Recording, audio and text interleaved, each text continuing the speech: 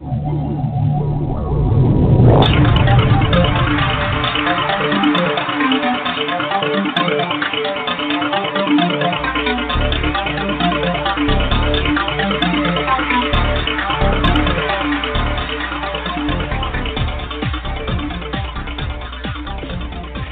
and gentlemen, I present to you now something the likes of which you've never seen before.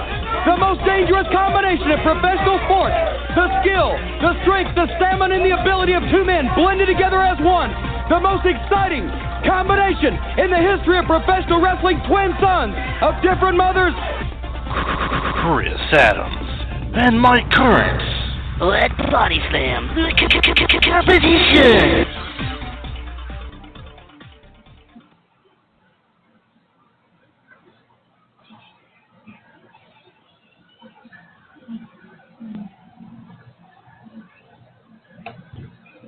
Hello, welcome everybody to Body Slam the Competition. This is your illustrious co-host, Mike Currents. Tonight we have a very special guest for you guys. The Patriot, Wilkes, is on with my superior Chris Adams line very, very shortly. But just to get things kicked off here, I'm going to go ahead and we're going to bring on our special guest for the evening. Hello, Mr. Wilkes. How are you doing this evening, sir?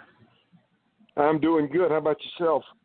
I am doing great. It is a pleasure to have you with us this evening, and hopefully Chris gets his technical difficulties hammered out here rather shortly. He always makes it's hard to find a coach. Tonight, it's hard to find a good host. Well, I hope he does. You're breaking up on me some as well, so. That is not very good. Seems like technical difficulties all around this evening then. Well, first off, let's get started. You were a professional wrestler for about, 10 years? 10, 12 years? Yeah, I had my first match in 86 and my last match in January of 2000. Well, actually, I've had one match since then, but yeah, about 12 years. And you started in the AWA, is that correct? No. No, you did not start in the AWA. No, I didn't. I started, I went through a school here in my hometown of Columbia, South Carolina, that was owned and operated by Lillian Ellison, the fabulous Moolah, and worked just throughout the state of South Carolina in shows that she booked and put on. And then from there, I went briefly up to the AWA. I actually had 2 stints in the AWA, but I actually started out here locally working for Lillian Ellison, and then my next step was the AWA. Now, you did 2 stints in the AWA, and you wrestled for a time under your real name, and then you had the Trooper gimmick. Is that right? It is. The first time I went up and worked for the AWA, I just worked as Del Wilkes. Business was very slow. They were just basically a TV company at the time, very few house shows. So I ended up in Mid-South after that and worked as Del Wilkes. I worked very briefly as a character called the Dream Weaver, and then Scott Steiner and I were put together as a tag team called the Wrestling Machines, and then I was actually released or fired from there. They told me I really had no future in the business, and I ended back up in the AWA, this time as the Trooper. Well, Val, that's they told you that you had no future in the business a couple times in interviews before. I think it was the same goofball Randy Hale that told Lex Luger, not Lex Luger, but told Sting and the Ultimate Warrior, he gave them the same evaluation. And then, later on told me the same thing, that I probably needed to come back to Columbia and just find a job in the business world, that he didn't think I had any future as a professional wrestler. Well, Randy Hill, he seems to be batting 1,000 for flub-ups then, because you definitely had a really nice career.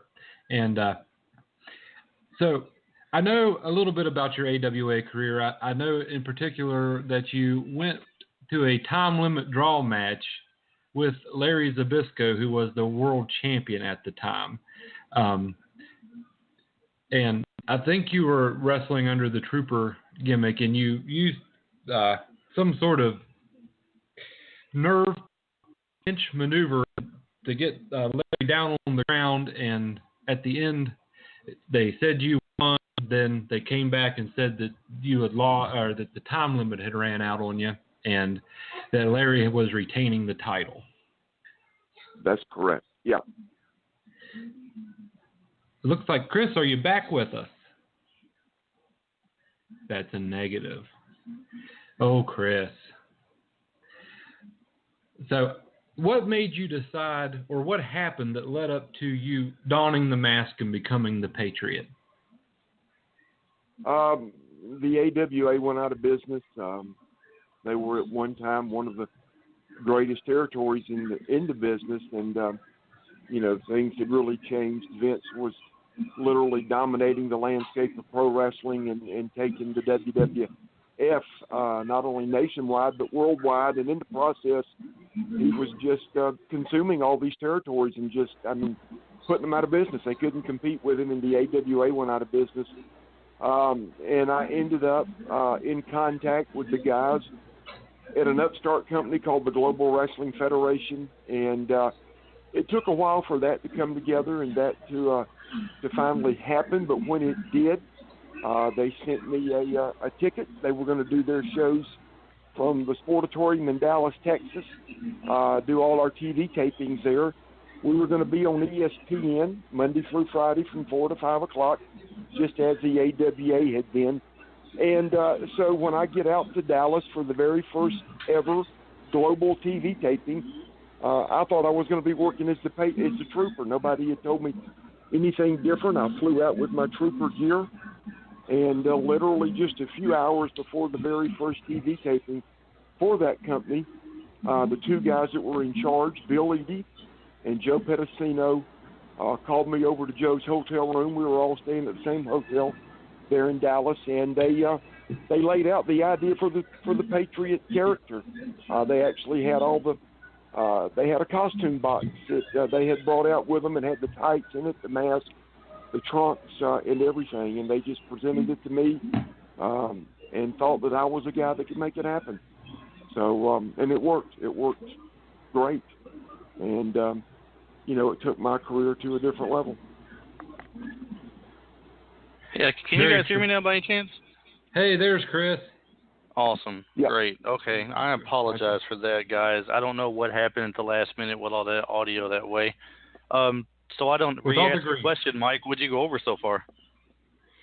Just really touching on the very earliest of his career, a lot of things that I didn't know, your kind of stuff, Chris. Trooper. Yes. AWA.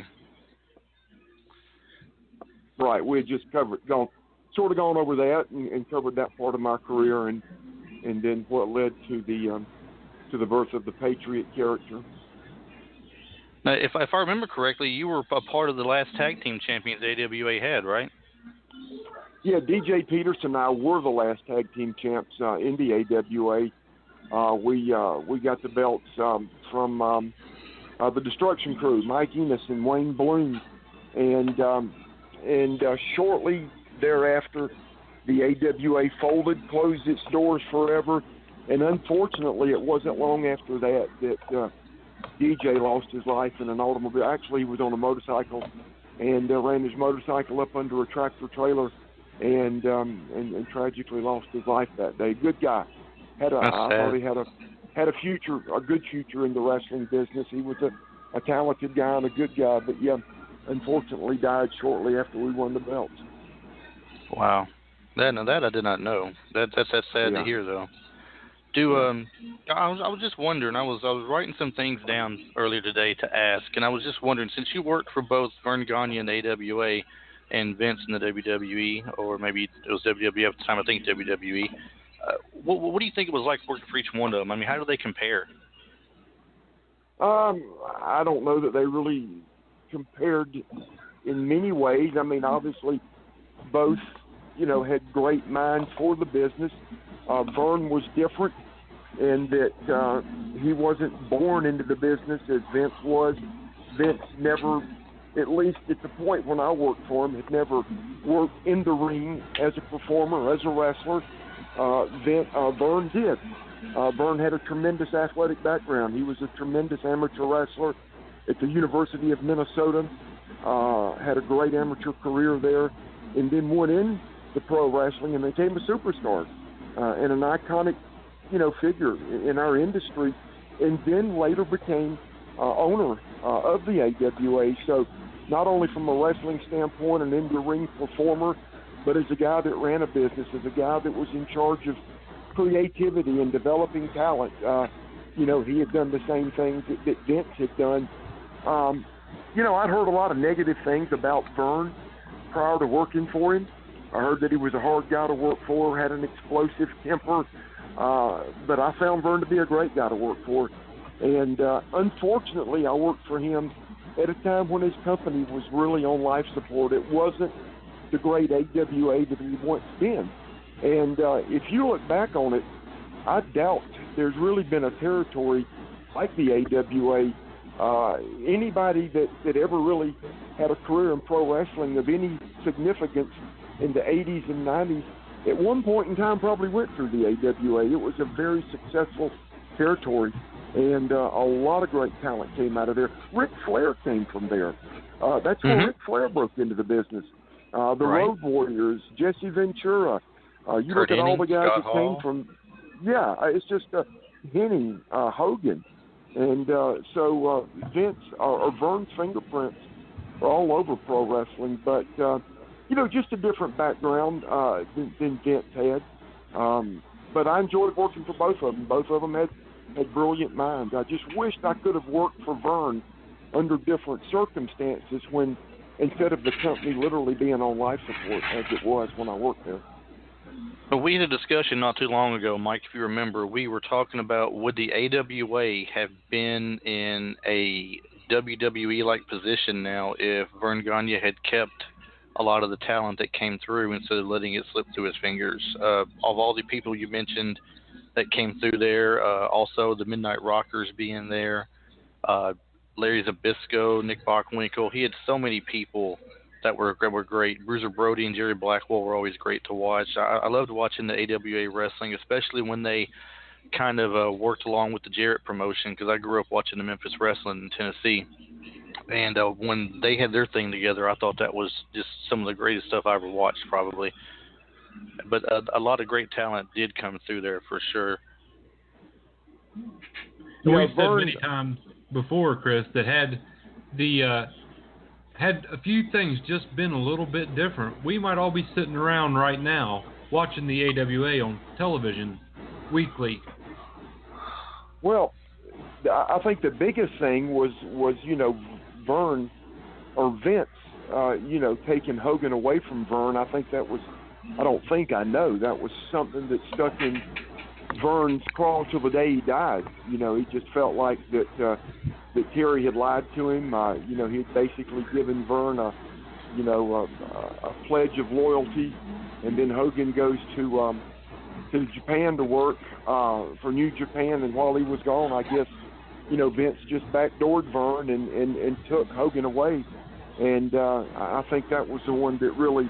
And I'm still to this day good friends with Greg Gagne, Vern's boy, and talked to Greg quite a bit, and that's the one that they always seem to really have a hard time getting over. But it did. That was a big deal when they lost Hogan. It seemed like that was sort of the beginning of the downhill spiral for them.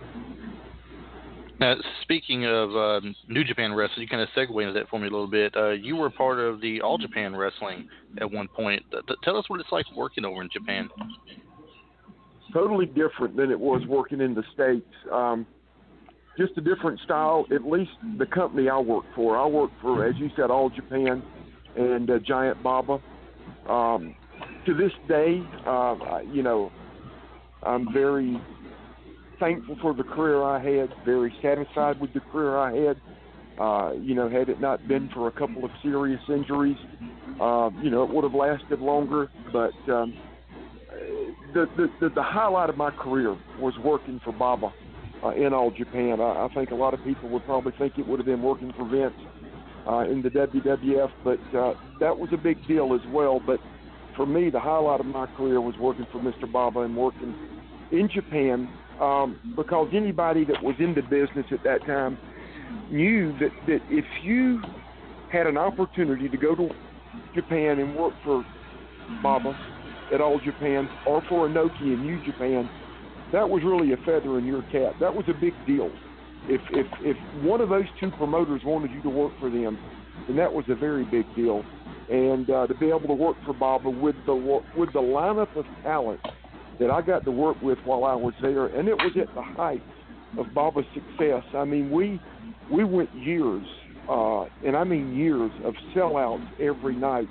We had over 200 consecutive sellouts in the Tokyo area when I worked for Baba. And, you know, you think of the American talent that was there: Stan Hansen, Abdul the Butcher, Dory Funk Jr., Andre the Giant, Terry Gordy, Steve Williams, Danny Crawford, Doug Furness, myself, Johnny Ace. And then you look at the Japanese side of it, and you had Jumbo, and you had Baba, and you had Kobashi, Mizawa, Kawada, Taue, Akiyama. That's a Hall of Fame lineup, man, and to be able to work with those guys. But it was a completely different style than the States. Baba sold tickets based on what happened in the ring. Our TV show came on once a week. It was an hour long. There were no promos. There were no interviews. Every match had a clean finish, a 1-2-3 finish. There were no disqualifications, no DQs, no countouts, no run-ins, no Pearl Harbor jobs. Everything was a clean finish, a clean match. And that was the way we sold tickets, to put butts in seats. And it was a very successful way of doing business. Well, it's all about putting butts in seats, that's for sure. And Japan, the fans in Japan, they have such a passion for wrestling there, it seems. They are just crazy about it. And they love seeing, they love seeing Stan Hansen come through there. Stan Hansen was, I don't want to say godlike or anything, that's not really the term, but he was huge there. Between Stan Hansen, Terry Gordy, Dr. Dead, Steve Williams, guys like that, the big guys going there, they seem to get over really well. The Road Warriors seem to be pretty big there as well with the fans. Yeah, they were, and the Road Warriors, you know, worked for Inoki in New Japan, but yeah, there was nobody that could equal Stan's popularity, Stan's iconic place in All Japan. There's never been an American wrestler that's ever been able to touch what Stan did there. And you know, Brody really reached great heights. The Funks did, but Stan's just completely in a different stratosphere when it comes to popularity for an American wrestler in Japan. Well, he was definitely something else. Mike, do you have anything you want question-wise to ask? Well, I know you did two different stints in All Japan, did you not? I did, yes. In between, you had a short period of time you worked for World Championship Wrestling. Well, it was about a year and a half, maybe not quite 2 years. I signed a 3-year contract with them, and I think I did maybe 2 years, or right at 2 years of the 3. And you were a tag team with Marcus Bagwell. That's correct. We were World Tag Team Champs twice. That's what I thought. What was it like working with Bagwell and working for WCW as opposed to everywhere else that you worked? It's, you know, you had a ring, you traveled, you got in the ring at night. I mean, all these companies were similar in that sense. You know, it was, I enjoyed working with Bagwell. I'd known Mark since our days in Global.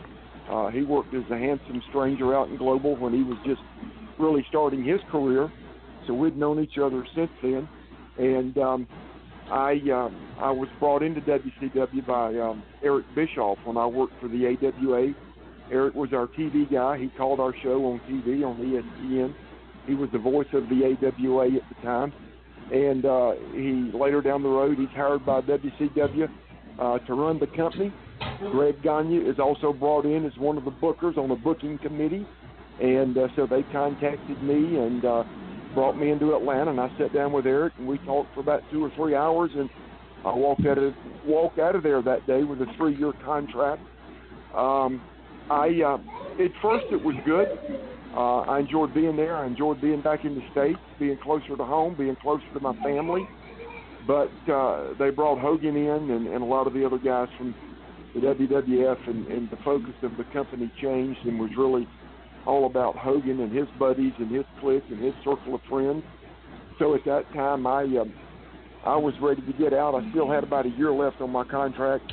I sat down with Eric and told him that I had a chance to go back to All Japan and work for Baba. I had left on good terms, left that door open. They asked me to come back. So I asked Eric if he would let me out of the remaining year of my contract. I said, I'm going halfway around the world to work for a fan base that you'll never see. They don't see your TV show. You're not going to see our TV show here in the States. You're really not doing anything with Bagwell and I. We're just sort of, floundering around here. So I want to go. I'm unhappy. Let me out of my deal. And he wouldn't do it, so I left anyway and went back to All Japan. So I didn't leave on good terms, but I left on my terms, and I went back to All Japan. And when you were teaming with Bagwell, I really liked the feud you guys had with Roma and Orndorff. Pretty wonderful. That was some great matches I remember seeing on that. I always liked Paul Orndorff when I was younger anyways. I always thought he was pretty good. And Paul Roma was a great young guy. One that he was teaming with, I think it was Jim Powers. They were the Young Stallions, and they were a pretty good tag team themselves before he got over to there. But you're right, things were changing a lot whenever the WWE stars started moving over to WCW. Definitely a big change from what I have read before, backstage-wise in particular. Just a simple question for you. You've probably been asked this 100 times too, but I know you played football at South Carolina and went on to the pros for a little bit. If you had your preference, would you rather have gone professional football or stayed with wrestling, knowing how it turned out and everything for you, where you had a good time with wrestling until you had the injury and everything? Would you prefer to stay in football, you think, or wrestling? Well, in a perfect world, if you could just sit down and map your life out and say, look, this is exactly what's going to happen, I would have preferred that I had a long, lengthy NFL career. I mean, that was my first love, and I think the great thing about football and any other sport is it's not a work. It's a legitimate shoot with an outcome that's undecided. And so, yeah, I mean, I love pro wrestling, and I'm thankful for my career that I had. But, yeah, if you say, look, man, you got to choose one over the other, which would it be? It would have definitely been football. Yeah, I'm a big fan of football myself. I grew up, like I said, I grew up in Tennessee, so SEC football was always a big part of life growing up in the South for sure. That was a definite big thing. When you went to the WWE, it seemed like you landed right in at a great time. Bret Hart and his Hart Foundation stable had the anti-America thing going on. So would you say was it kind of like a great bit thing of timing when they got you in there, or did they have different plans for you coming in to start with? Well, as it worked out, the timing was very good. When I sat down with Vince, they flew me up to sit down and talk with Vince, and I'd had an opportunity to go to work for him one time before, back in the early 90s. And, I just didn't feel like it was the right thing for me to do at that particular time. So this was my second sit-down meeting with Vince in 97. And he just wasn't that convinced that a masked guy could really get over at that point in time in the wrestling industry. And I disagreed. My point to him was I've gotten over. Everywhere I've worked, WCW, Global, All Japan, on 2 different occasions, everywhere I've went, I've been one of the top guys in that particular company. I think that a masked guy can continue to get over. I've done it with this character. But he just wasn't as convinced of it. But after a couple of nights, and him seeing the reaction that I got when I would walk through the curtain and walk down the ramp and to the ring, and that the American fans were still very familiar with my character and still very behind that character, he was then convinced that, hey, this is the character that we can do something with. So it was then at that time we decided that, what a good pairing to work with Brett and to be a part of, what he was doing. He had just turned heel and turned on the American fan base. And so from that standpoint, it was perfect timing and, fit like a glove. That's always a great angle to play. That never gets old. The anti-American and American hero type deal always seems to get over. And I love people, doing the masked bit. It doesn't seem like you really get that anymore to a great extent, unless you're watching Lucha Underground wrestling. The mystique of it's what I like the most. How you could have someone come in, not know who they are, but be someone you'd really be into. Such as yourself, such as the Masked Superstar, the Assassins, growing up watching the tag team of the Assassins and Jody Hamilton and everything. It was always great seeing masked guys out there. And the people were always chanting, they want that mask off, but then you don't want it off at the same time because you want that mystery to stay there. But, the thing I like the most about the mask is when somebody would lose a loser leave town match. You don't really have it anymore. But to see a loser leave town match and the guy come back like 2 weeks later in a mask, and it's painfully obvious who it is at that point, but they play it out anyway. I always get the biggest kick out of that. So I don't know if this is a subject you want to talk about or not. I didn't think to ask you about this beforehand. So if it's not something you want to talk about, just say so and everything's good. But there was an era in time where you had somebody taking your persona and wrestling as the Patriot. Is that something that they just never really contacted you about, tried to get permission for? They just grabbed the gimmick and run with it? No, I'll be glad to talk about that subject. There's another subject I hope we can touch on before this conversation's over as well, but this is one of them also. And that's not something that happened. It's something that still happens to this day. And number one, no, nobody contacted me to get my permission. I read on the internet here several years back that I had sold the character to Tom Brandy. He's a liar. He's a scumbag. I never did such. And he's the one that pretends to do this. He's the one that has taken my persona and taken it and literally told everybody he's the Patriot. He's Del Wilkes. He has sold pictures of me, not pictures of him dressed as me, but pictures of me. Over the last several years, the fans, a lot of them have been smartened up to Tom. So I've talked to hundreds of fans that have literally approached Tom at shows and said, hey, look, are you really Del Wilkes? And his answer is yes. He has signed his name to Patriot Del Wilkes. As a matter of fact, I woke up, I've been up since about 4 o'clock this morning. I'm an early riser. I got up at 4 o'clock this morning. I checked my phone, and I had a long text from a guy in upstate New York that was just mad as all get out at me because I had sold him a bunch of pictures at a show last night that were fake. He had an autographed picture of John Cena, of Ric Flair, of Hulk Hogan, and somebody else. And he bought them for $20 a piece at a show in New York from the Patriot. And he wanted his money back because when he got home, he did some looking and investigating and found out that these were bogus pictures. They weren't authentic pictures that had been signed by the real Cena, the real Flair, the real Undertaker, the real Hogan. And so he wanted me to pay him back. And I said, do you realize who you're texting, or do you know who you're texting? He said, yeah, the Patriot. I said, yeah, you're exactly right. I said, but I'm in Columbia, South Carolina. You're in New York. I said, you've been had by a guy named Tom Brandy. And sure enough, later in the day, he sent me another text and found out that indeed Tom had done this to him, and also too had signed a picture as the Patriot Del Wilkes.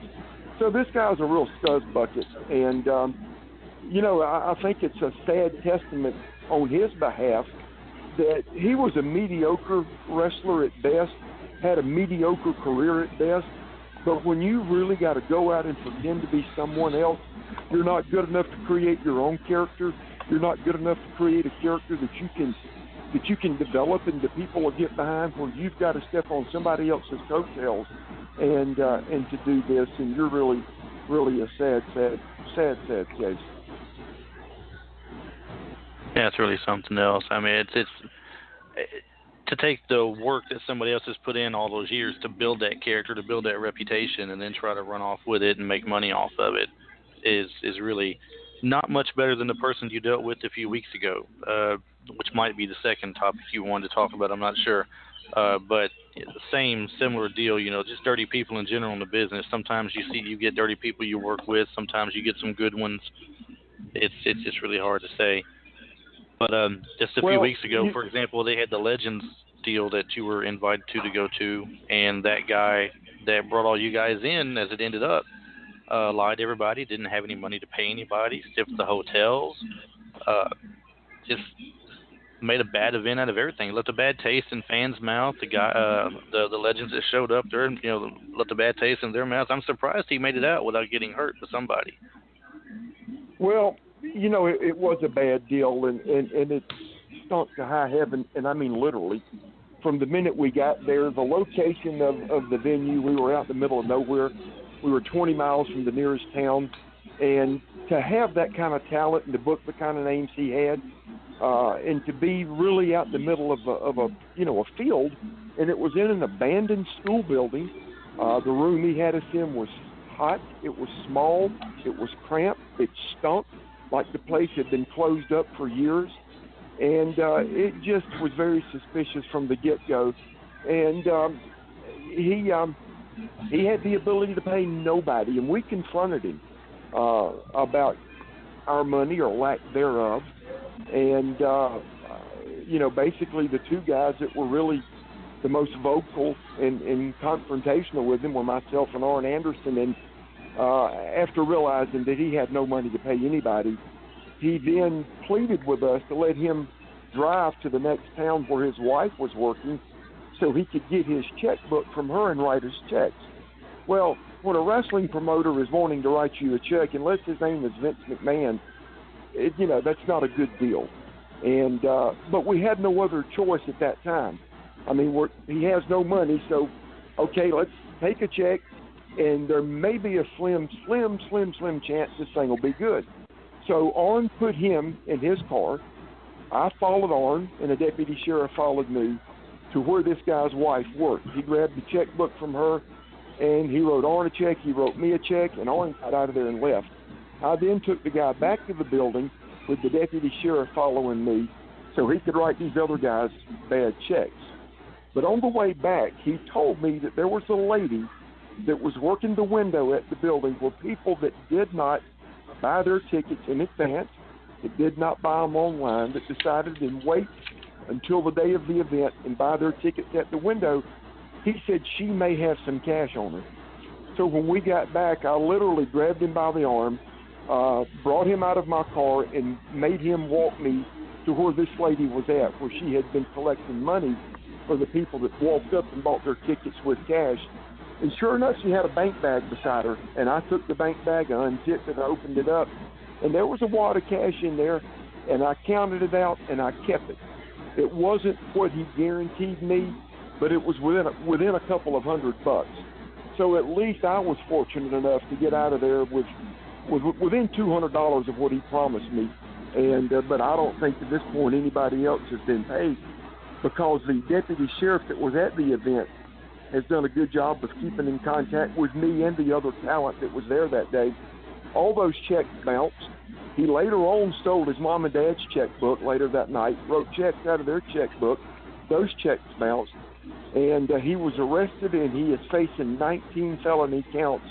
So, not only is his reputation as a promoter shot, but in all likelihood he's going to suffer the consequences from a legal standpoint, for what he did that night, and he should. Absolutely. There's no call for anything like that. Being somebody in your position invited to an event like that and having happened what happened, how does that make you feel about, future events? If somebody else was to call you out of the blue and say, hey, I got this event coming up here. We're going to be in Raleigh, North Carolina. We're going to do a Legends event here. We want to invite you in.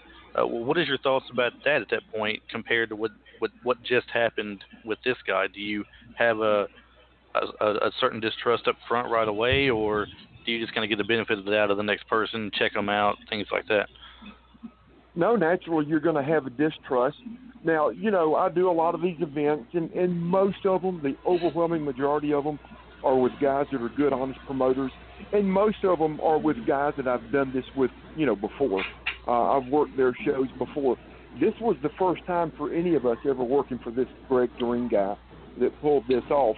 But I think it'll make all of us do our due diligence and really investigate and check someone out a lot better. But having said that, this guy that did this to us in Georgia, I had talked with a couple of guys that had worked for him in the past. And they said he's a straight-up guy. He's a good guy. So, it's really hard. I mean, and also, too, it comes from the promoter's end. It used to be that you could require half of your money up front. Well, a lot of the promoters will no longer do that because some of the boys, once they got their money or half of it up front, then they would no-show the promoter. So both sides have done each other wrong, throughout this deal. So there's distrust on both sides now a lot of times. So, there have been a lot of the boys that have done bad business that have given promoters, no confidence in the boys, and then vice versa. Was that the other topic you wanted to talk about, or was it a different topic? No, there's a different topic I'd like to discuss, considering what today is, what today's date, and what that means, and what happened to this country 15 years ago. I'll go right ahead.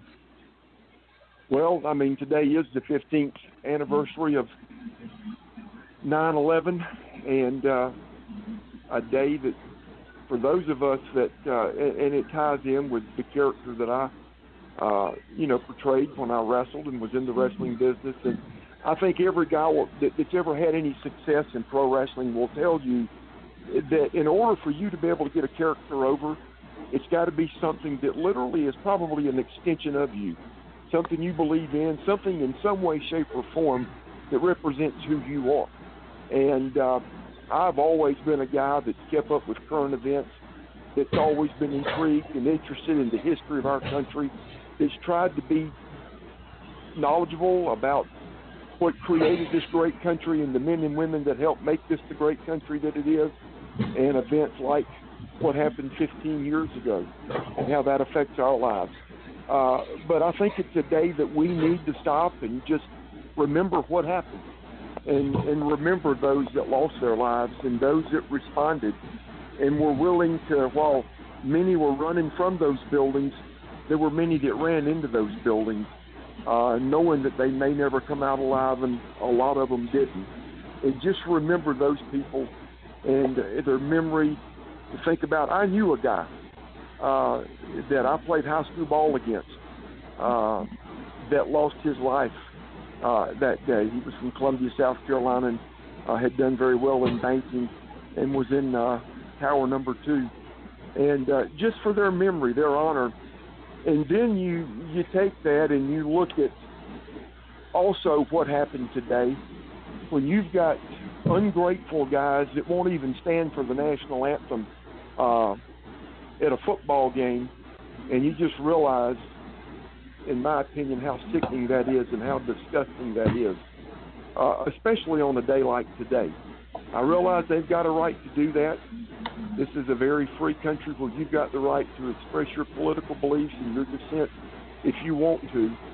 But on a day like today, where we're remembering what happened 15 years ago and honoring those people that gave their lives in a military that fought for us, and then you won't even stand up and stand at attention when our national anthem's being played and put your hand over your heart is really disgusting to me, and it just really, really is, I don't know, it's just, it's sickening. It really is.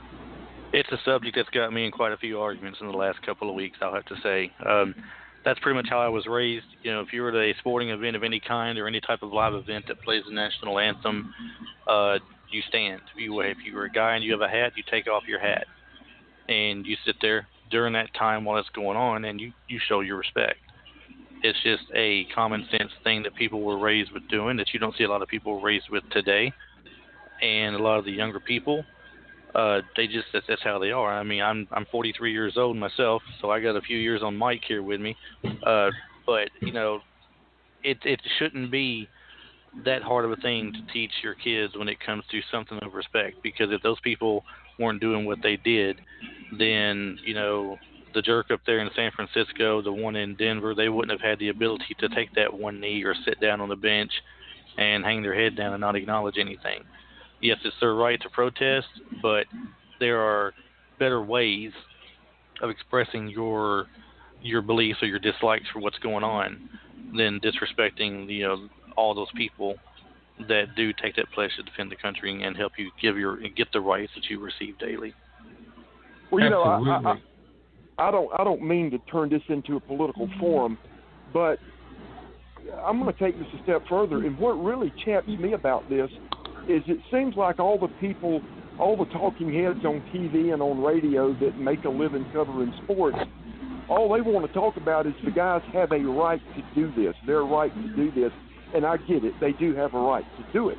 But what chaps me is the reason they're claiming that they're doing it is that they're being oppressed, or that their race is being oppressed. So you're kidding me. Every one of them that's done it so far is a millionaire. Beyond and you're telling millionaire. me that beyond me, and you're telling me you're being oppressed? You got to be kidding me. And I want somebody to challenge them on that. Who's being oppressed? Can you show me where somebody? Do you realize what the term and the word being oppressed is? I mean, that is an intentional action to prevent someone from their basic human rights as an individual to pursue life, liberty, the pursuit of happiness, and they claim they're being oppressed or somebody in this country is being oppressed. My butt. But nobody will bring that up and challenge them on that. And I think that's the thing that gets me about it more than anything. That bothers me more than the fact they won't stand is the reason that they claim they're doing it for. All these guys are multi-millionaires. They couldn't do what they're doing in any other country on the face of the earth, and they're claiming oppression. And that just chaps me. Yeah, like I said, I mean, I get that they have that right, to make complaints and be unhappy with some of the things that are going on. We're not in a perfect world. Things don't go like they should all the time. Sometimes things go bad. Sometimes things are made to look worse than what they are. We could probably talk all night on that situation based on breaking down different events over the past couple of years and saying why this happened and why that happened. But we'd be on the losing end of the battle at the end for sure, because majority of the world today, it seems like, let me rephrase that, the majority of the people in this country, it seems like, they don't want to say anything that's not politically correct. They're afraid of hurting somebody's feelings, basically, is what it comes down to. We can't have that. I mean, I know, either going to hurt somebody's feelings. Kids don't earn anything anymore in sports. They get participation trophies. So basically what they learned was it's okay just to get up there and show up, but you didn't really win anything. Congratulations.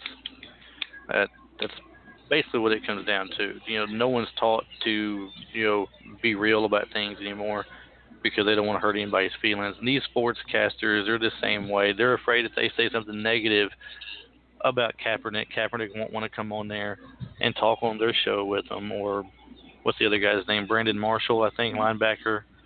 Brandon Marshall. There were several. There were many more today that did it. There were quite a few of the Miami Dolphins. So yeah, those were initially the first two, but now many have joined in and done that. But you live in the greatest country on the face of the earth, and it's not a perfect country. But I can assure you this: it's not a country that oppresses people. Maybe people need to start making better decisions in their lives, and they can get themselves out of certain situations. We all have choices we make, and we all have responsibility for those choices we make, and those choices lead to certain results. And start making better choices in life, and then maybe you'll get better results. That's 100% correct. Well, we're getting pretty close. I'll get off my soapbox.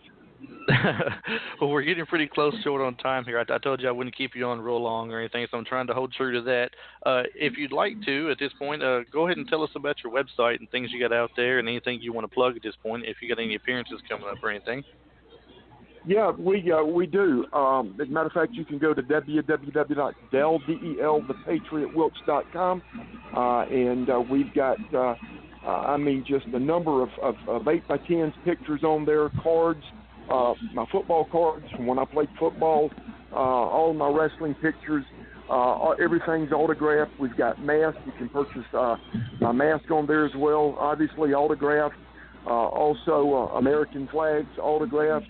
And right now, our bestseller is our DVD, My Life Story. It's called Behind the Mask, Dell the Patriot Wilkes. It's a 3-disc set. It's over 7 hours of viewing, and it just covers my life from beginning to where I'm at now, my football career, my career as a professional wrestler, and a lot of great people took part in this project.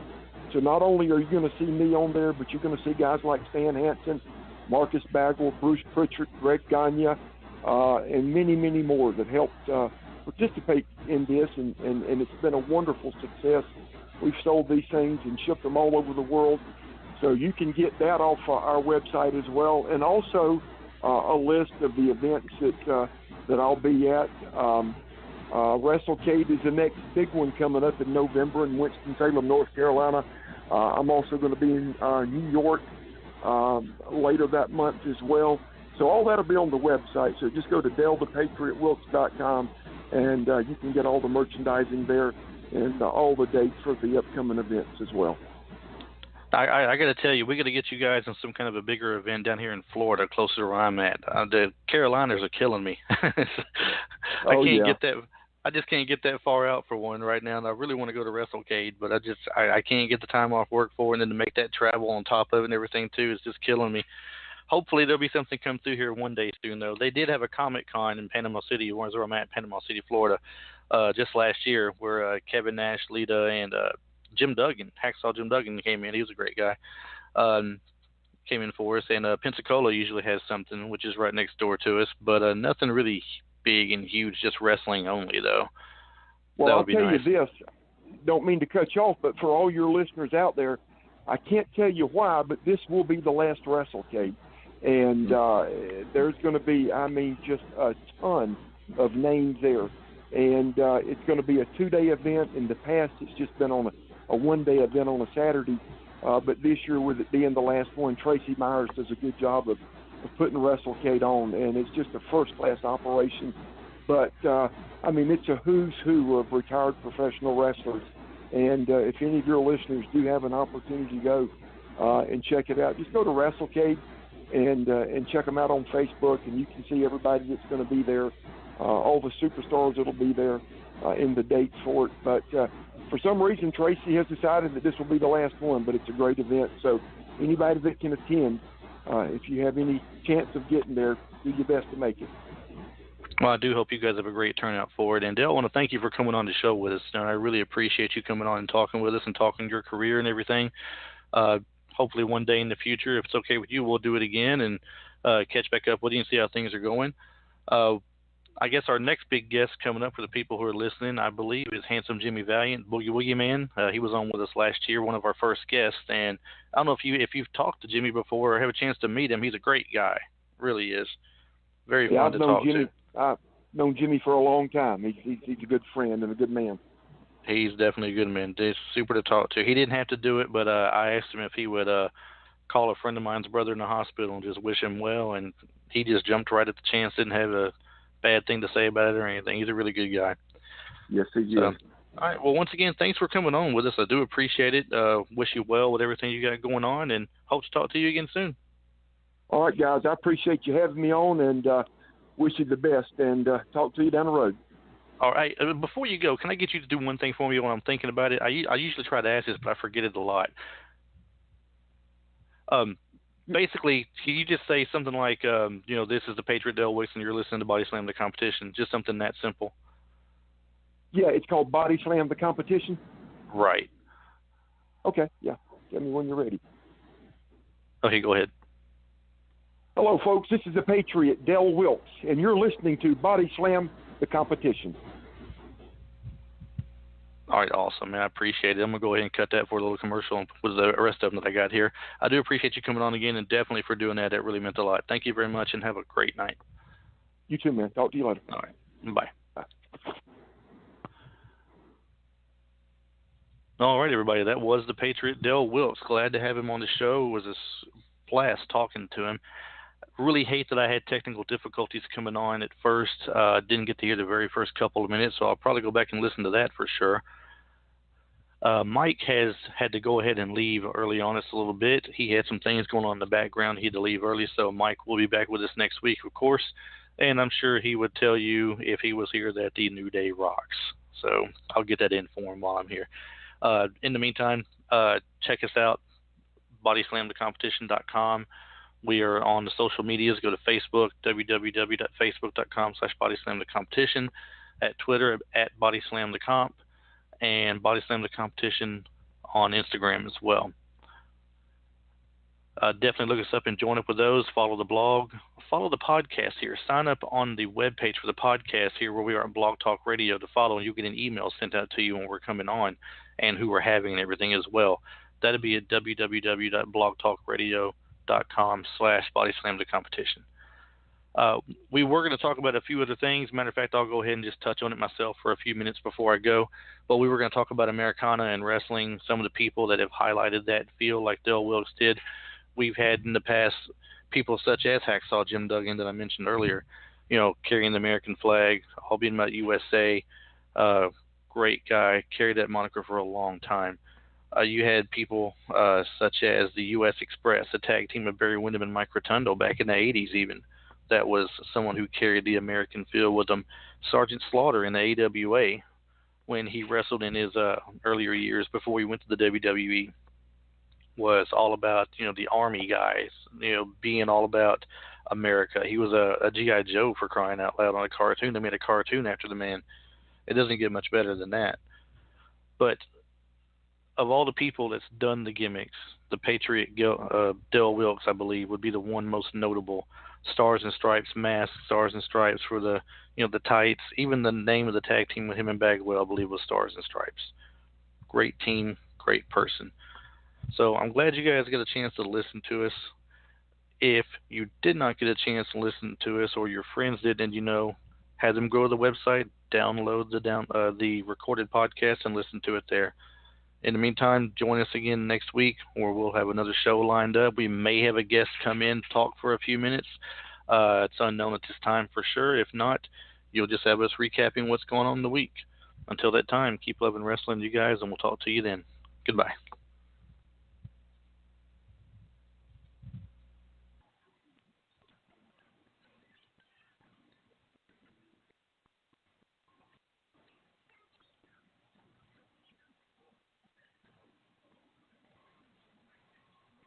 When you don't go to Geico.com, car insurance can be hard. Like early 90s heavy metal hard. I'm yelling and screaming, and I'm loud. Roar! Geico makes it easy. You can review and update your policy or report a claim on Geico.com or the Geico mobile app. Because shouldn't we all have a little less stress in our lives? I'm not even upset about anything.